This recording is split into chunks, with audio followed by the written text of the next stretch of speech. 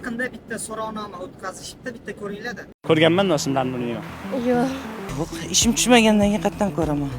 Taniyman, lekin faqat ism familiyalarini uncha bilmayman-da. Bu so'rovnomada so'rashyapti, bizani endi poytaxtimiz Toshkentda hokimini juda ko'pchilik tanishmagan.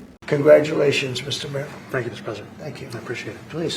Videoda ko'rganlaringiz esa Nyu-York shahri meri Zohran Mamdan. Hozir o'zbekistonliklarning ko'pchiligi Nyu-York merini taniydi, lekin o'zimizni poytaxtimizni hokimini tanimaydi. Buni sababi nima? Hokimlikni matbuot kotibi yaxshi ishlamayotganligidami yoki bizani mahalliy matbuot, ommaviy axborot vositalarimiz yaxshi ishlamayotganligidami? Keyingi paytlarda kuzatyapman, bizani mahalliy axborot vositalarimiz berayotgan yangilikni har 3tasidan bittasi Amerika bilan bog'liq. Amerikada sal qattiqroq shamol bo'lib bitta daraxt yiqilsa ham buni drama qilib xalqqa berishyapti. Men shu narsaga hayron qolyapman. Bizani xalqimizga o'sha davlat organlari xodimlarini, hokimlar deylik, vazirliklardagi vazirlar deylik, ularni tanitish, tanishtirish, o'sha ommaviy axborot vositalarini vazifasi deb bilaman. Bu narsani prezidentimiz o'zi ham xohlayapti, ochiqlik siyosatini, va biz yoshlar xohlayapmizki, kelajakda hokimlar ham, vazirliklar ham